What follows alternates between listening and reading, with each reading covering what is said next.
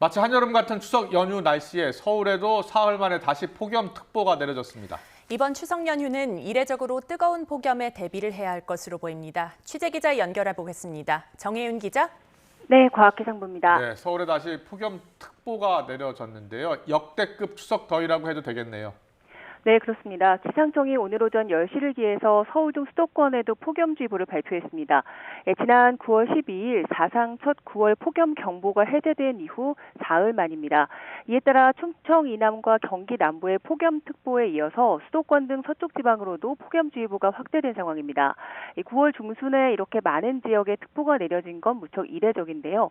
특히 추석은 매년 날짜가 다르기 때문에 추석마다 열대야와 폭염특보 각각의 기온을 따져서 비교 분석하기는 힘듭니다. 하지만 역대 서울의 열대야와 폭염일이 올해가 역대 가장 늦은 기록인 것임을 감안한다면 적어도 9월에 찾아온 추석 중에서는 이번 추석이 역대급으로 더운 추석으로 기록될 가능성도 있습니다. 네, 가을 폭염이라고 할 수도 있는데요. 기온이 많이 오르나요? 네, 연휴 기간에 서울은 오늘이 31도, 내일은 33도, 추석날은 32도까지 오르겠고요. 체감 온도만 본다면 33도 이상 오르는 곳도 많겠습니다. 경기와 남부 일부 지역은 체감 온도가 35도 안팎까지 크게 오르면서 폭염 경보 수준을 보이는 곳도 많겠습니다. 특히 남해상에서 현재 북상 중인 13호 태풍 버빙카가 중국을 향하면서 주 초반까지 우리나라로 뜨거운 열기를 불어넣을 것으로 보이기 때문에 습도가 높은 더위가 예상됩니다. 폭염 수준의 심한 더위는 연휴 내내 이어지다가 연휴가 끝난 뒤에 찬 공기가 내려오면서 다소 누그러질 것으로 예상됩니다. 네, 연휴 비 소식도 한번 알아보겠습니다. 빗길 대비가 필요한 정도입니까? 네, 기습적으로 내리는 강한 비는 귀성길 지속적으로 주의를 해주셔야겠고요.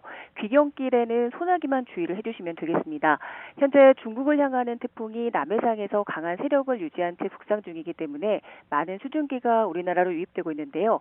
이 수증기가 때 아닌 폭염을 가져오기도 하지만 지형적인 요인이 겹치면서 갑작스럽게 비구름을 만들기도 합니다. 기상청은 내일까지 제주 산간 지역에 최고 150mm 이상, 남해안으로도 최고 100mm 이상, 영동 지역으로는 최고 60mm 정도의 비를 예상하고 연휴 초반까지 빗길 사고에 대한 각별한 주의를 당부했습니다.